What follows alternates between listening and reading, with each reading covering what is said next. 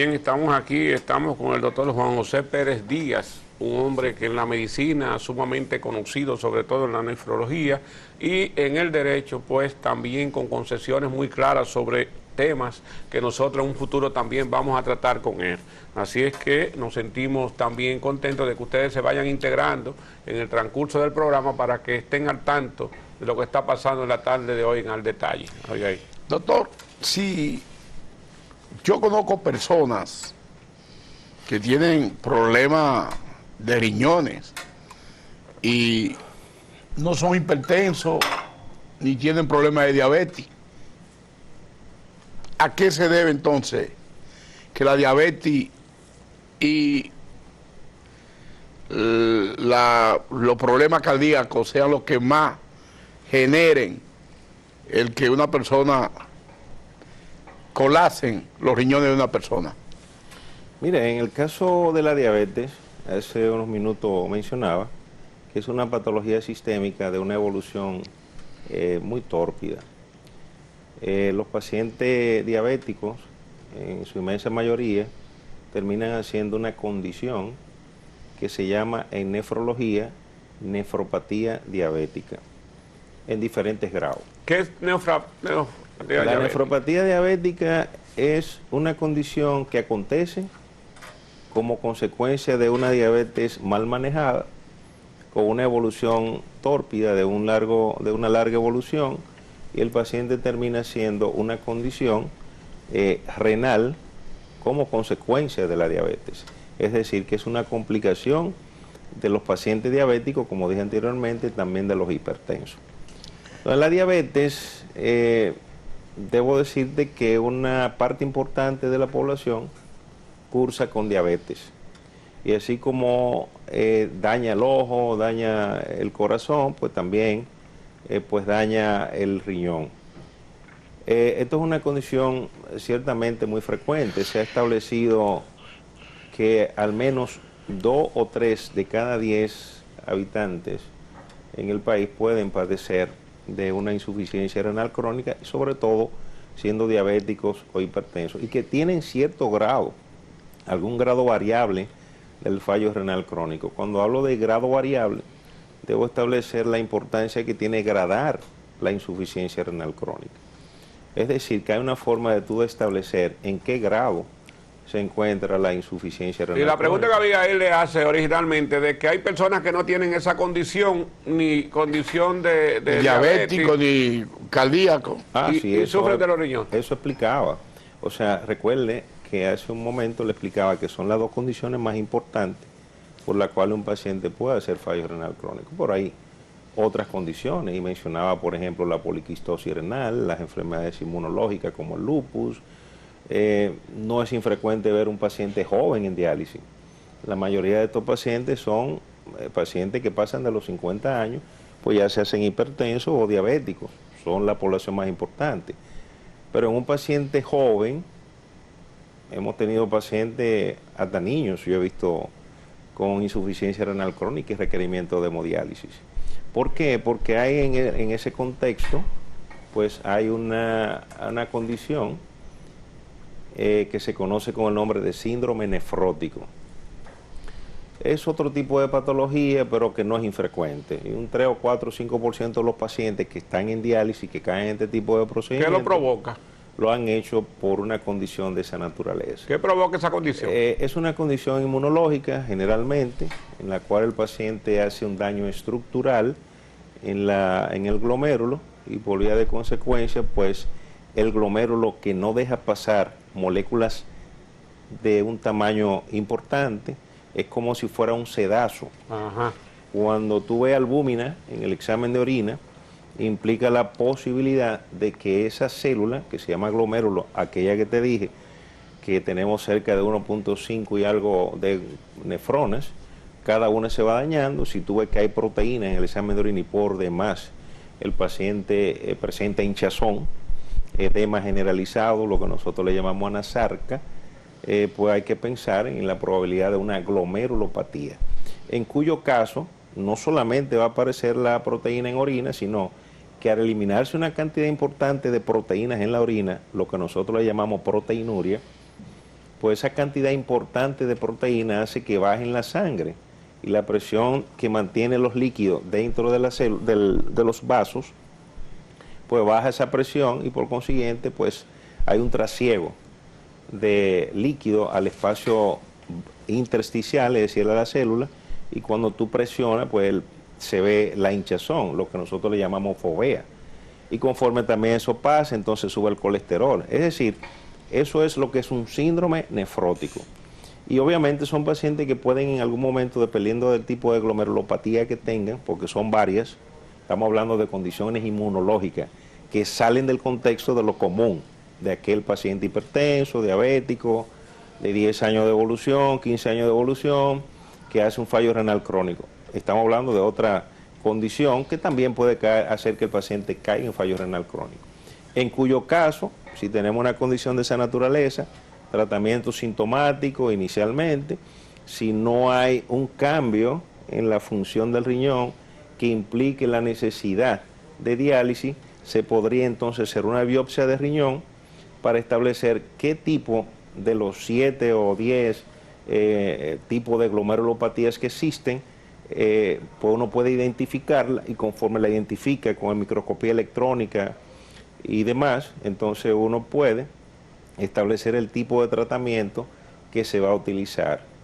De manera pues que como creo que más o menos explico la pregunta o trato de ser explícito en ese orden para que se sepa que no solamente hipertensión arterial ni diabetes, sino que hay pacientes muy jóvenes que lo ves en diálisis y que podría ser esa una de las causas. Doctor, una gente puede llegar, un ser humano puede llegar a su consultorio, por ejemplo, con los 2 riñones prácticamente en condiciones de que sí o sí hay que darle diálisis, y usted determinar mediante un estudio que no, que pueda haber un tratamiento que limpie, vamos a usar esa palabra, yo no soy un experto, que limpie los riñones y permita que fluyan sin necesidad de diálisis, o tan pronto el riñón tiene quiste y eso ya hay que dar diálisis. En realidad no es tan alegremente que podríamos decir, bueno, hay que dializar al paciente. Hay algunos criterios que se toman en cuenta para entonces decidir la diálisis de un paciente. Por eso es importante el seguimiento.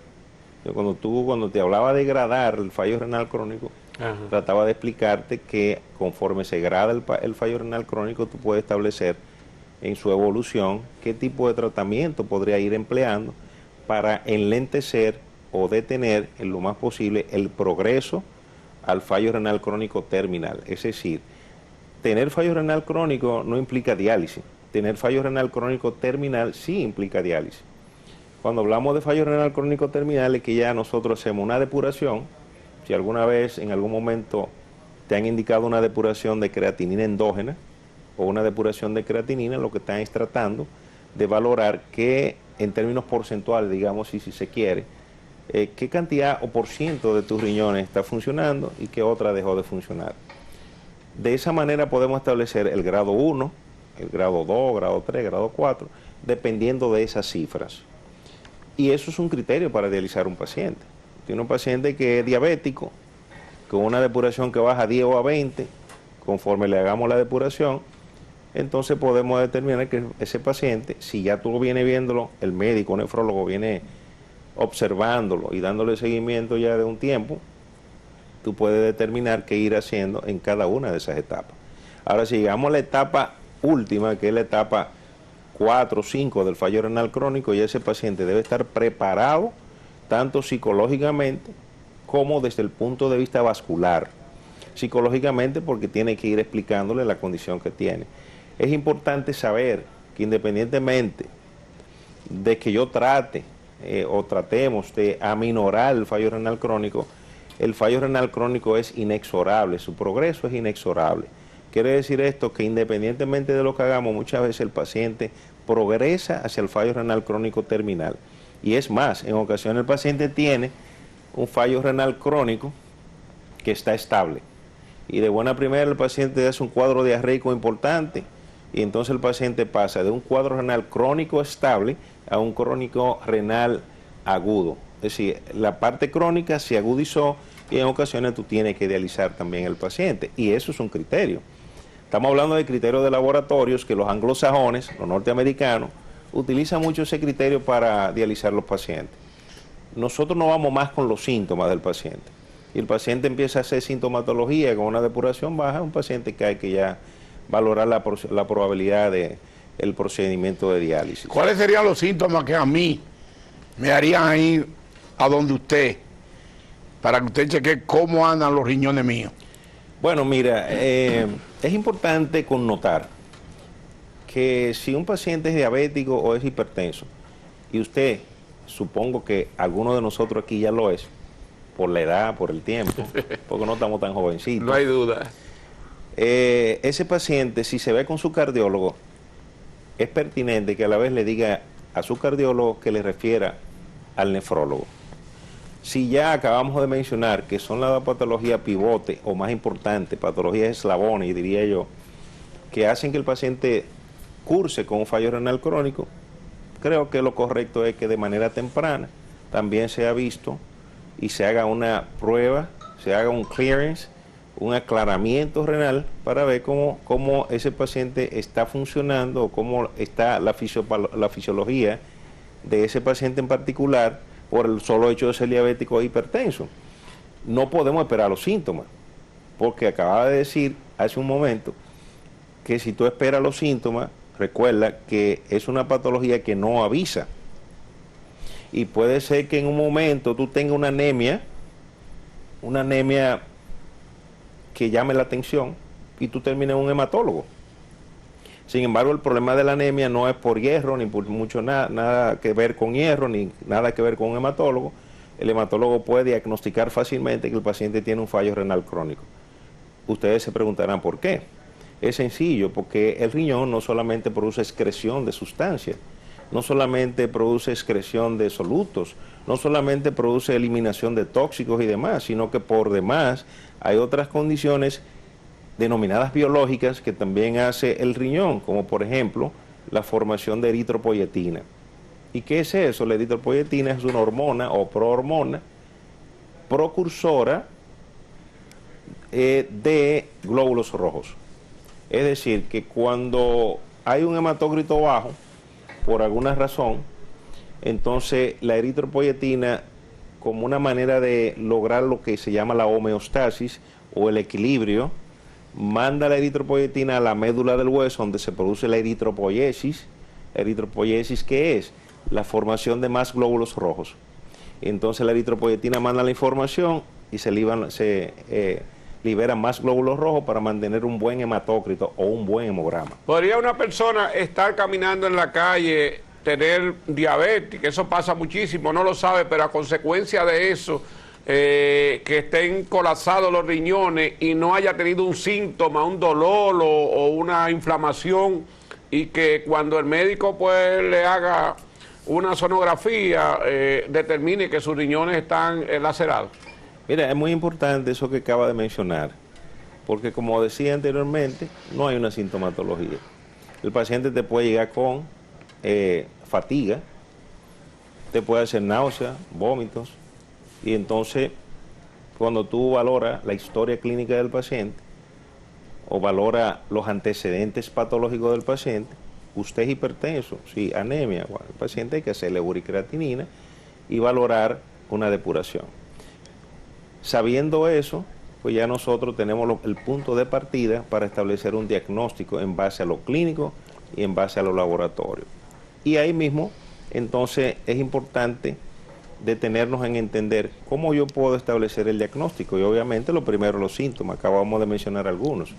Una hinchazón desmesurada que tú no conoces por qué me estoy hinchando, hay que verlo. Un paciente que por demás náusea y vómito, como dije anteriormente, hay que ver qué pasa con este paciente. Una fatiga inexplicable, una disnea, el paciente se cansa fácil, y eso es dificultad para respirar, como así la ortopnea, que el paciente se acuesta en la noche. Pero ya usted aclaró de una vez lo que provoca. Lo voy aclarando, sí, voy a ir traduciendo lenguaje de pueblo. Correcto, doctor. Entonces el paciente se duerme en la noche, y si antes dormía con una almohada, ahora duerme con 3, posiblemente porque haya cierto grado también de disfunción cardíaca, y consecuentemente el paciente en esa condición pues te hace ese tipo de sintomatología. ¿Qué hacemos entonces?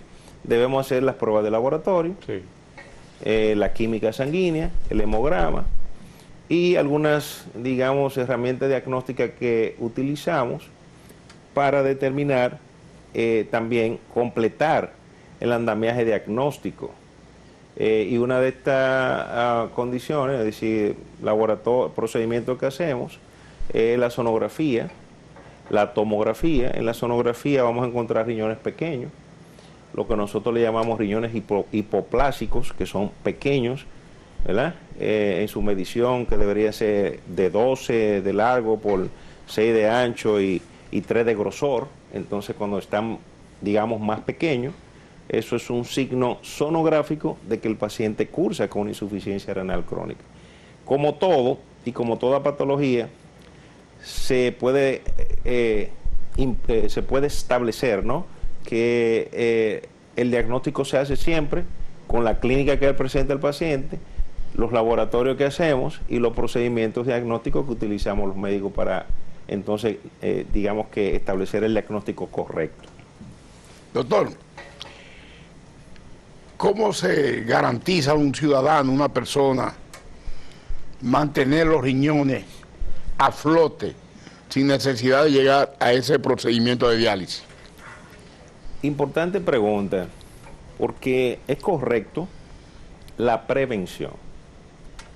Mi abuelo acostumbraba a decir que era mejor no caerse para no tener que pararse. Y entonces, muchas veces, conociendo la condición, y debo hablarle de una anécdota. En días pasados fui a un programa de televisión, a un programa de radio, perdón, en San Cristóbal. Estoy conversando sobre el tema con quien me entrevista, pero lo estoy observando. Y observándolo en su palidez, que nosotros le llamamos palidez terrosa, el paciente con un poco de disnea, diabético de larga evolución. Yo empecé a hablar del tema y viéndolo a él estoy describiendo el síndrome nefrótico. Y cuando salí... Al entrevistador usted lo estaba analizando. Así como estamos nosotros aquí ahora, Sí. yo estoy conversando con el que me está entrevistando, pero a la vez que me estoy conversando también lo estoy examinando, y le estoy haciendo una inspección. Y estoy describiendo al paciente de cómo es el asunto y lo estoy viendo. Y al final, cuando terminé, yo le pregunto, ¿usted es diabético? Sí. ¿Cuánto tiempo tiene siendo diabético? Tanto tiempo. Solamente fue lo que le dije. Y aproveché y recuerdo que por teléfono le mandé las analíticas y el paciente tenía un fallo renal crónico muy avanzado, bueno, y está en diálisis en la actualidad. Actualmente. ¿Y no había sentido él esos síntomas? Absolutamente. Bueno, que estoy débil, que no estoy comiendo bien, que he perdido un poquito de peso. Eso fue todo. Y entonces eso me movió a pensar en esa posibilidad. Y haciendo ahí mismo la entrevista, prácticamente me gané un paciente. Ahora, yo quiero... Sí, así es. El dominicano, Salvo paciente. el dominicano acude al nefrólogo. No es habitual. Y yo estimo que es algo de corregirse en nuestro país.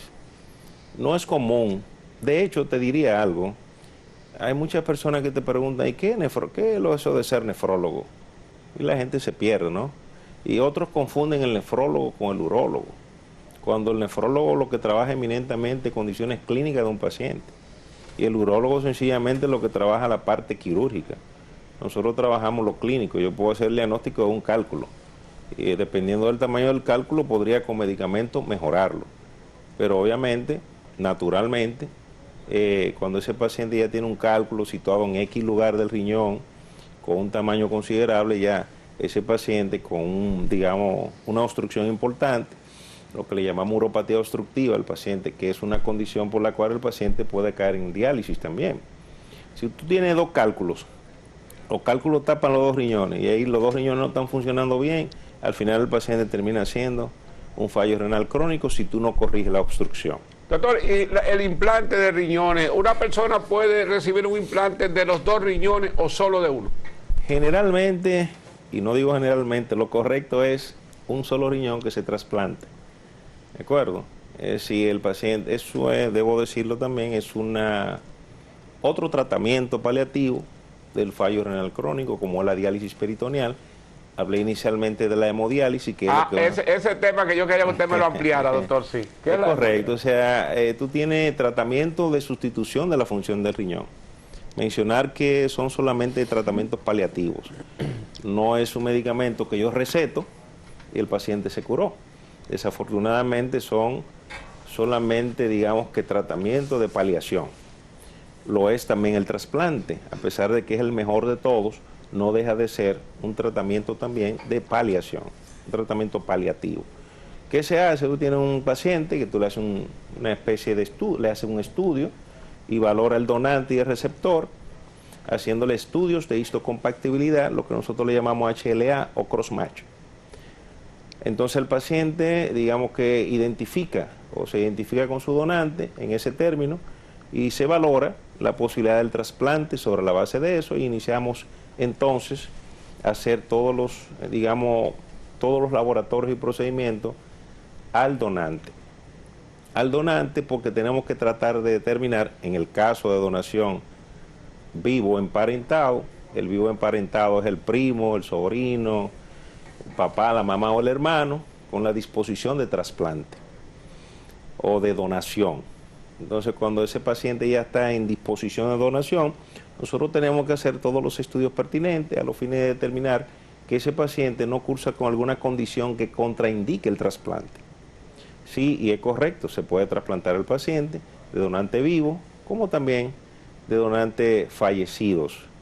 Tenemos donantes fallecidos aquí, es decir, centros como la Plaza de la Salud, que de una manera importante, de una manera exitosa, ha logrado establecer un pool importante de pacientes que han sido trasplantados.